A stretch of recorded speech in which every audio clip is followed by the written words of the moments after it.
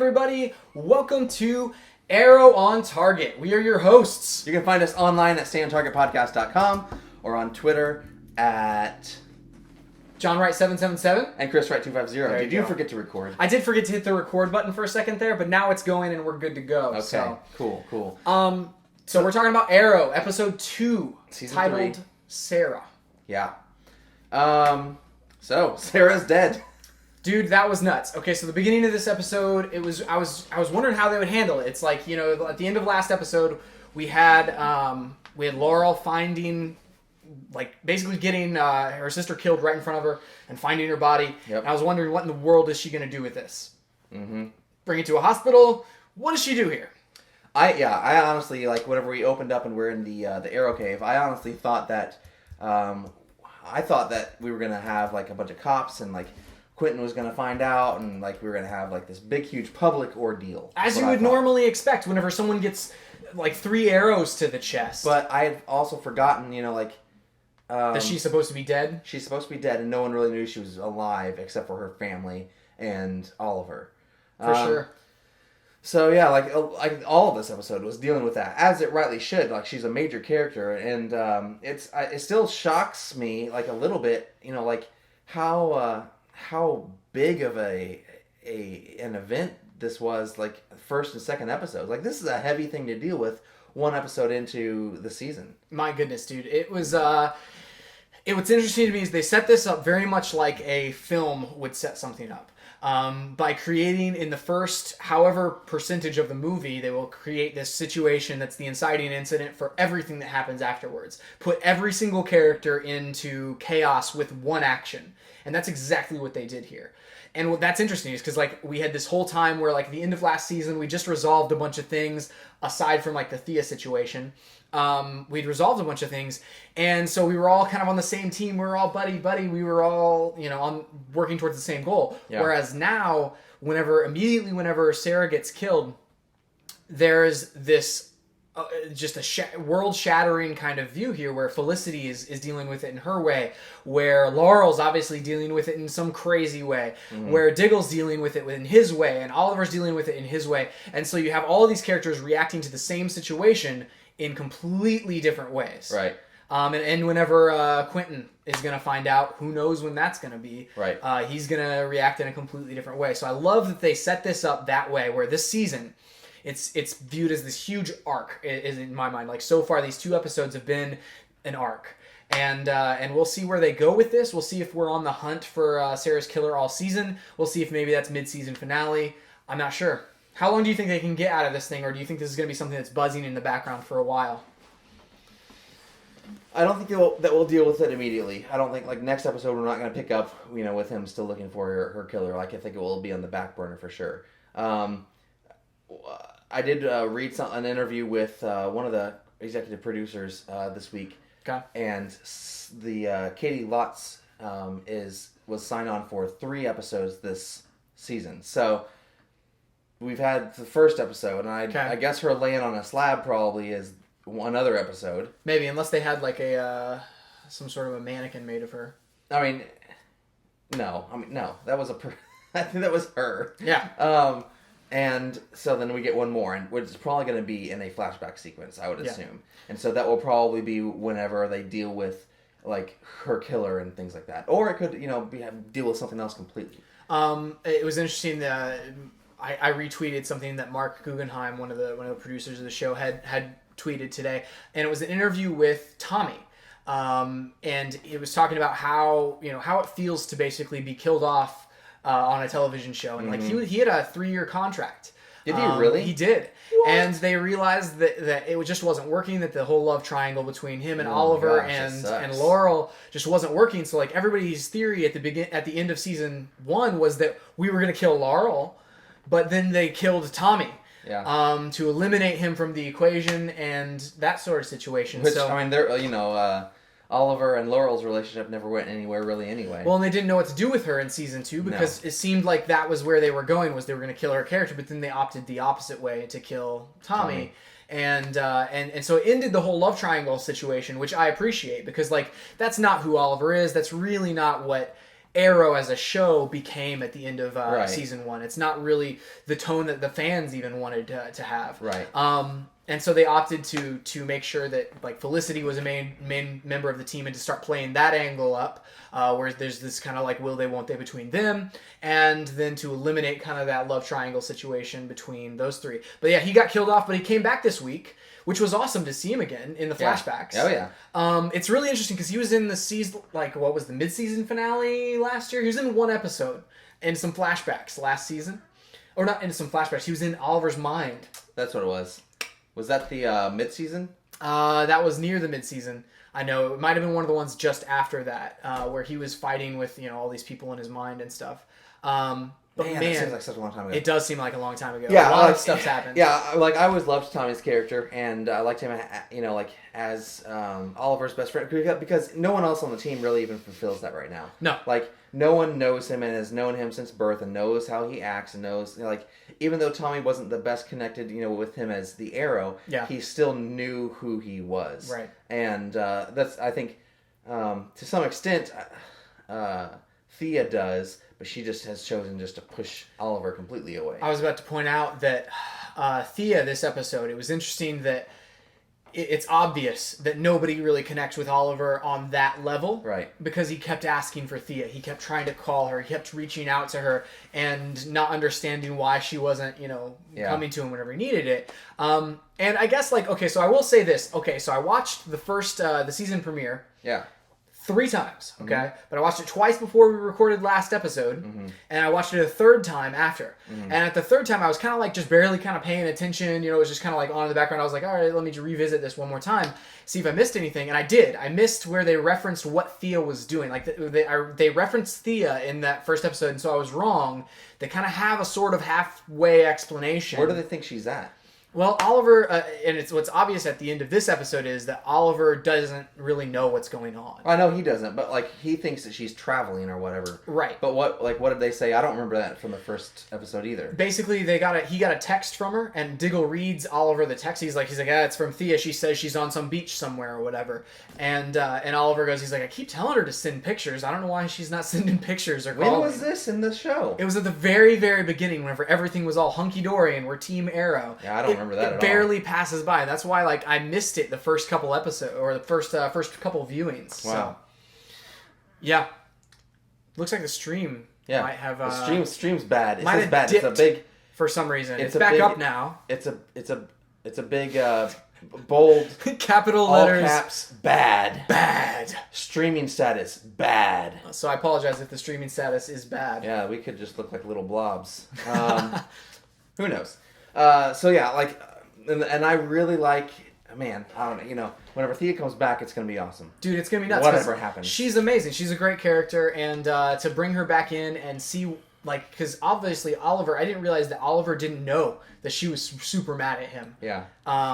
Last season. And so, because I assumed that Roy would have told him. He's on the team. He's working with him. He's jumping on top of, or he's doing front flips in the street in front of, vehicles.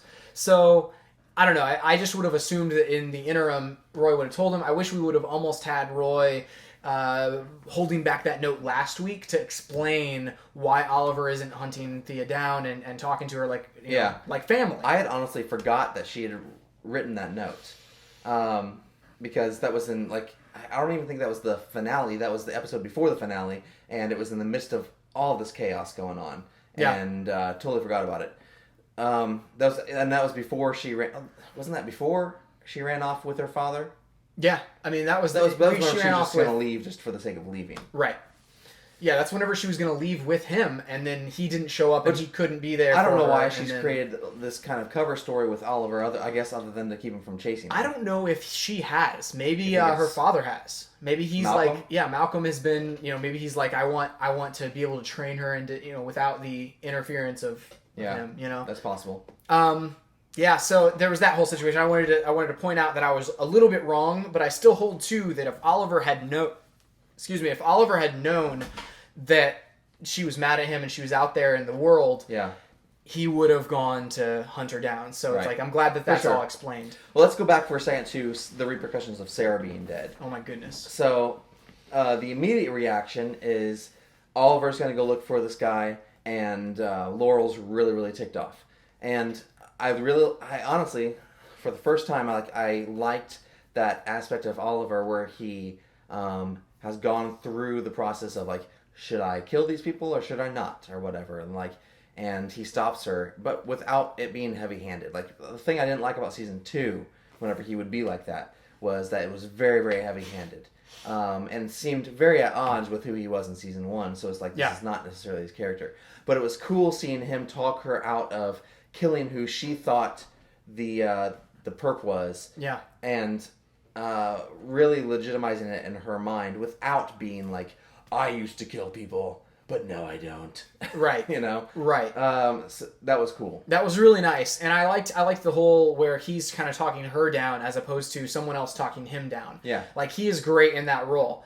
Look, you remember, like, last season, he would talk Sara down. That's true. And it would be very heavy-handed. That's true. And so, like, that's why I enjoyed the way it went across this time. They've gotten good at that dialogue. They've practiced. They've done it a lot. Something I did want to bring up, the conversation that Diggle wasn't like heavily featured in this episode. No. But every scene that he is in, no matter what episode you talk to me about, is one of my, like, they're all my favorite scenes. Yeah, I remember whenever he came on the screen, I was like, yes, Diggle. Dude, and like his whole conversation with Oliver where he's like, Oliver, I get it. You know, you're trained, you know, you're taking a military perspective about this. You're trying to focus on the task at hand so you avoid the grieving process. And he's like, but let yourself go, you know, and basically serving once again as the Diggle priest, essentially, of like the teams, you know, people are confessing to him and he's giving them advice and stuff. So he's like kind of that background character that helps them out a lot. But I did love that scene and the way that he put it to Oliver. And it exemplified, again, how different these people are. Yeah, like, I'm not a huge fan of Diggle the advisor. Yeah. I'm more a fan of Diggle the sidekick, you know. Yeah. I like what he has to say, and I think he's a smart guy. He's very intelligent. He knows what he's talking about, but I think that's what makes him a good sidekick to... I mean, no one else. Like, you think about Felicity. She's just so young. Like, she's emotionally immature, and she's never been in this kind of situation before. Everything is new to her. Yeah, and she's like a stand-in for us, like we've said before. Right. So that way, like, everything that she experiences is just the first time she's ever experienced it. Roy is brand new to this. Like, he Yeah. didn't even go through, like, you know, they talked about last season where, like, everyone has to go through their own island or whatever like that. The Crucible. Sure. Fine. You still weren't on the island and didn't go to, like, what I mean, 5 years. Well, 5 years, years. but, like, you think about where he's at now. He's in Hong Kong. He's had other training that we don't know about yet. You know, 2 more years worth of training we don't know about yet. Yeah. And that Roy never had. So he's still pretty young and new at this. And then you have, you had Sara. She's gone. So now I guess you kind of have Laurel, who's going to take her place eventually. She's brand new to this. I still left? don't think that Laurel will necessarily take that mantle until at least maybe the last episode of the season. I hope they don't kind of shoehorn her in. Right. And again, like, I try to monitor like the Twitter sphere as the episode goes on. And there's very mixed feelings, and there always has been mixed feelings about Laurel as a character. And I think it was probably because she was mishandled a lot last season, especially and the writers admitted they really didn't know what to do with her. Right. For the first half of last season. Right. So she was just kind of in this limbo. And so I think because of that, the viewing audience views her as this kind of, I don't know, wishy-washy character where it's like, this is the best we've seen Laurel be. Like, this is the most normal interactions we've seen from her. But we have so many more episodes where it was weird and awkward and strange that this is like a drop in the bucket, you know? Yeah. We're going to have a lot more of her being cool for me to be okay with her officially joining the team. I agree with that. And I'm not saying, I'm just saying it's going to happen. Yeah, I'm not saying it's going to happen tomorrow. No, for sure. And I'm glad, like, I was almost afraid, like, in the middle of this episode, whenever she, like, you know, was getting all gung-ho, I was afraid oh, man, they're going to freaking make her the canary, like, right now. Yeah. And I'm glad they didn't do that. Give her the jacket. Exactly. And I know Oliver's smarter than that. Like, it would be very out of character for Oliver, you know, like, with all he put Roy through, to then automatically just let Laurel be on the team whenever she just, you know, I want to be on the team. That's you know? true. And it did take a whole season for Roy to even be on the show, like, to be in the team. To be on the team, yeah. Well, he had other issues. But, you know, like... Barakuru. I'm forgetting my original point with this, where I was going with her. I was saying how like people have mixed feelings about her. No, I'm talking about before that. Oh, before that, sorry. Uh, I totally derailed us. it's all good. I don't remember though. So anyway, I really like, I don't know. Did you like her in this episode though, or did you not? Because like there's a lot of people that were like, "Wow, this is the best we've seen her. I still don't like her in this." I thought it was true to the character. Like it was in character for her to react the way she does. Okay. I thought it was a little heavy for her to react in the way that she did in terms of like at the, I forget what she was saying there at the, it was at the grave, whenever she was just saying this is not right, this is not right, this is not right. I'm like, what is not right? Like, I understand like she shouldn't be dead, like, yes, but She said it's not fair. she said both. She said it's she not said fair that. and That's it's not right. That's right. And Because that was the first thing she said to Oliver whenever they saw her. and I agree, it's not there. fair. Life's not fair. That's like, true. That's being harsh, but Yeah. But whenever she said this is not right, it's kind of like, well, she's an assassin. Like, what? I almost want to be like, what did you expect, Laurel? Right. Like, she's not even like on the good side of things like Oliver is. No. She's off with assassins. Yeah. Like, Straight up assassin. this is going to happen. Yeah. So I don't know. I also don't. How do you feel about Detective Lance not knowing? Dude, I think that's it. Laurel wouldn't have told him. Like, you look at like her keeping all of her alcohol problems from him, and it's like, Well, she lied to him this episode. yeah, and it makes sense that she would lie to him. But again, I feel like this show is great at putting characters into pressure situations and then showing you what they do. That they're great at reactions, which is why, to a certain extent, I felt like the death of Canary wasn't the biggest, the most impactful thing. It was the reaction that everybody has to the death of Canary that is the impactful thing. But the reaction where she says, "Okay, in this situation, do you lie or do you tell the truth?" Mm-hmm. And she goes to lie. Well, I think they implied that she was afraid of, well, if I tell him he hasn't taken his pills, he's gonna have a heart attack. Yeah, but that's all just excuses anyway. I know it's excuses, but she doesn't need more than like 2 seconds of an excuse to jump keep on this it. from her. Yeah, for sure. She just needs she's grasping at straws. Do you think Oliver will tell her or tell him? How do you think he'll find out? So I think that Oliver will just assume that she told him. I don't know if they'll do that. You don't think so? No, there will be. I bet you, it happens in the episode where they go up against this killer, and somehow he finds out that Sarah's dead, and Oliver either has to restrain him from talk him down again. Talk him down like he always does, because he's a hot-headed detective.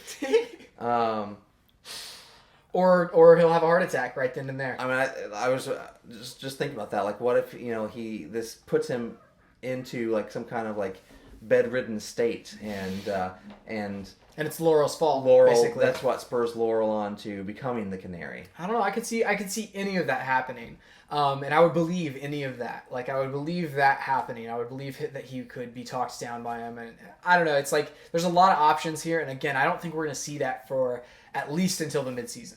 Yeah. And I agree with that. I'm not saying any of this is happening soon. Yeah. Okay. So Ray Palmer. Yeah. What do you think what's that guy's deal? What's up with this guy? I literally don't like. He didn't live in Starling City before now, did he? Nope, just moved here. So then why is he being all benevolent, being like, I am a citizen of the city, I'm giving away half my wealth? You know what I'm thinking? What? It's the Arrow. I bet you he is here either for good or for ill. He's here for the vigilante. Right. Like, he said, okay, that's a place where I can get on board with what that vigilante is doing. Or the opposite of that, where he's like, I'm coming here for... Because it's like, that's going to attract, like we've talked about before, like Batman's universe, it attracts a certain type of people. Just as much as it's driving people out in droves, like we mentioned last episode, it's also attracting a different type of crowd that's either going to challenge him or going to help him or whatever. It's like, we already had Barry Allen show up last season looking for him. So why not, I agree with that. I just don't get his agenda, I also, like, as Felicity, would be super creeped out with this guy. Oh, dude, he's totally, like, almost stalker level. Oh, he's definitely stalker level. I mean, it's like restraining order that really fast. It's so weird. It's very strange. And I also wonder what the push behind changing the city's name to Star City is. Like, I understand that's what it is in the comics. It's fine, but it's always in Starling City. Like, why change it now? I think maybe to make it a plot point, to line up more with the comics and to create more of a DC universe and to basically bring it in more parallel with that universe versus like just a extra world or something like that. So I think that they're trying to position themselves before some of the DC movies come out and things to be the definitive version of the DC universe. Well, so something interesting happened this week in that DC outlined its slate of movies for through I guess I think it was 2020, something like that. Yeah. And then they definitively said the TV universe is not a part of this. Yeah, and in fact they announced a Flash movie. Yep. For like 4 years from now or something. A different Flash. A different Flash. So we're gonna have like 2 versions of the Flash. What do you think about this, Chris? I don't like it. I mean, I've always been vying for like a joined universe between them, and I thought that like you think about the way Marvel's Agents of S.H.I.E.L.D. plays with their movies, and that strengthens. Like, that's the only good thing about that show. Like, that's the only thing that makes me want to watch that thing. Well, that's the only reason why it exists now, I think. It still exists. Like, it's a good show. It really is. Like, I like watching it every week, and I enjoy it. But the reason that most people are invested in it is because it's tied to the Marvel Universe that they know.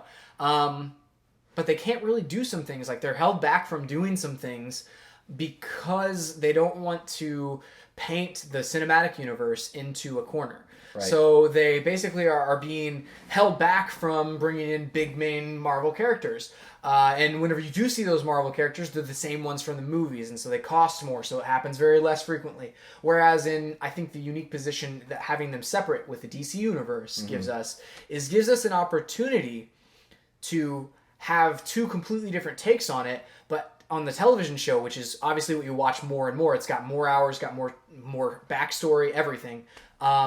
You can actually do some cool stuff with it as opposed to these smaller level stories or like trying to be covert teams. I mean, you can blow up cities. You can bring in Superman. You can do whatever you want now because they've definitively separated them and freed up your budget. So you're not going to be painting them into a corner. I mean, I understand that. I still don't like it in terms of, like, let's go back to Smallville for a second. You bring in these characters and it's just like, well, that was dumb. Like, you bring in Doomsday and that's not the way it should play out. Why does it play out like that? Because it's a television show on the CW. Yep. And so, like, no, I see what you're saying. Yeah. I don't necessarily see it like that as a benefit necessarily. It's interesting, in the fact that, like, well, no, this is like, I've always held out hope that, in Justice League or something like that, Stephen Amell shows up as the Arrow. That would be at the end. Like, that'd be super cool. The post-credit scene. Yeah. But, just in my dreams now. We'll see. It would be interesting. Well, it would be interesting if unless they're lying to us. Well, unless they're lying to us, but I don't think they are. Unless like they have a team up thing what happened where where in the comics you have Earth 2 that invades Earth 1 or like the whole collision of universes type situation. Yeah. That would be hilarious if you have like Flash from the TV and then Flash team up sometimes. Yeah, I just don't think DC has this is the most together they've ever been. Like they have 2 TV shows that are working together. They have now a cinematic universe they haven't really created. We've only had the first movie of the cinematic universe, but they're trying to craft it. It's like this is the most... I still don't trust that. This is the most put together that DC's ever been, okay? But then I think about things like the Green Lantern and things like Jonah Hex. And think about who's in charge of like these current movies with Zack Snyder. with Zack Snyder and David Goyer and that whole gang that I don't trust whatsoever. I feel like David Goyer is like has his hands in all of them. And that's such a bad idea. I really don't like David Goyer. Yeah. But, I don't know, like in terms of the TV universe, I really love where Arrow's at. I really love where Flash is at. Like, their interplay together is great. I hope they break more out. I hope the new Supergirl, show on CBS kind of relates to it. Yeah. We'll see. They're owned by the same parent organization. Yeah, I was about to say, we've talked about that before. Yeah, so, like, that would be... Dude, man. Supergirl shows up in a big crossover event between Supergirl, Flash, and the Arrow. That'd be amazing. So cool. Yeah. Mind would be blown immediately. Final thoughts on Sarah's death. Go. I'm really sad that she's gone. She will always, in my mind, be the definitive version of the Canary in that universe. I realize that Laurel's that character in the comics, but honestly, Laurel, this character, has never really been built for what Oliver does and what Sara did. She's not been built for that world, the assassin, the underbelly of the city. She's not really built for that. She's built for the front man, for the DA's office. Maybe we'll see her go through her crucible, as it were, and to become the Canary this season. So I would encourage like the writers, because she will take that mantle. She will. I would encourage the writers to let's see her in some more situations. Let's see her get darker. Let's see her go, the way of the Canary. So I mean, we saw her today, this week, break that guy's arm again, like in the hospital or whatever. So pretty dark. And she deals with the dark underbelly, in the legal system. Like, yeah, that's true. So I think she's, I think it was a telling thing whenever her father came up to her and said, are you okay? And she said, true. I'm okay. And he said, you just saw a guy get shot through the chest with a bow and arrow. Like, that's you true. shouldn't be okay. That's but true. That's the thing. She is okay because, like, you think about what she's seen over the past, 2 seasons of the show. Right like, on. She's seen a lot of stuff. So I think she's getting to that point. Like, it's not like she's a newbie, she's not new to this world, to the criminal world that she deals with. So that's true. What are your last thoughts on Canary's death? My last thoughts, I really liked her as a character. I really liked her as an actress. Theirs was the most believable love story for Oliver, and I really liked them being together. And it was the most, what's interesting is it had these flaws that endeared you to those characters and to that relationship all the more. Yeah. That they had these things, times whenever they would disagree, where she'd want to kill somebody and he would not want her to kill somebody. Mm-hmm. And that made you believe it that much more. Man. Her relationship to Detective Lance was, I think, stronger than his relationship to Laurel, just because, he wanted her to be alive for so long, and she finally was, and he quickly learned to trust her. You can't trust Laurel. He can't trust. No one can trust Laurel. She lies to everyone. Yeah. So, but she was very trustworthy. Like, she did what she said she was going to do, and she wasn't ashamed about being an assassin either. No, not at all. So, really liked the character. Sad she's dead. Was surprised by the fact she didn't get a big funeral or anything like that. I thought it's very clever to put her back in the grave that she had from before. Yeah, that's agreed. Great idea. It's genius. No one's going to look for her there because she's supposed to be there anyway. Yeah, it's genius, man. I will say this. I tweeted out during the episode whenever you come in and it was the scene after she appears there on the table. Whenever Felicity is kind of taking her jewelry off and things, and I was saying, I tweeted out and said, I can't imagine how hard it would be to prepare your friend for their grave. Yeah. To be the one to pull the arrows out, to be the one to take off all the jewelry and the rings and make sure they're, yeah. And to prepare them for ushering them into the grave. That would be the hardest thing. Yeah. I mean, and that's, that's why Laurel reacted in the way she did. And I felt like that scene was great. Like, she felt very genuine and she was legitimately sad. That came across very well. Yeah. Let's do some, you want to do quotes or you want hoods up, hoods down? Hoods up. This is definitely hoods up. Oh, dude, it's for sure hoods up. Yes. It's not a hoods down for sure. All right, so let's do some quotes here. We've got, so that's it? You're just going to spend your life down here in the cave waiting to die? I'm sorry, I'm not going to wait with you because there's one thing that today has taught me. It's that life is precious and I want so much more than this. Who said that? That was Felicity to Oliver. And then we have let me see, this one right here. We have Laurel will know. This is Diggle around Sarah's grave. He says, Laurel will know. I know this doesn't count for much, but me and Lila, we're naming our baby Sara, and we will never forget. And then we have Oliver who says, John, I don't want to die down here. And Diggle says, so don't, Oliver. Good one. And to wrap it up, we have, she can rest now. She's home. just a heavy episode, man. Yeah, for sure. And I will say, like, there was still lots of good action. There was a quote that came to mind while I was watching, and it's from Megan O'Rourke, and it says, "If the condition of grief is nearly universal, its transactions are exquisitely personal." So, you know, you're dealing, like all the characters, they just dealt with it way differently. Yeah. Vastly different, you know, spectrums on how they dealt with the grief. Yeah, for sure. Yeah. All right, so on that depressing note, we're going to wrap up this episode. We have Flash on Target as well. Head over to StayOnTargetPodcast.com. The Flash on Target feed is actually in iTunes now, so you can search for it and subscribe there. You can also head over to our Twitter at StayOnTargetPod and follow it there. Yeah, so we're also doing a review of Alien Isolation, the video game. Yep, on Stay on Target. On Stay on Target Podcast, so the mainline podcast there. So that's it for this week. We'll see you next time on Arrow on Target. And I still didn't get it right.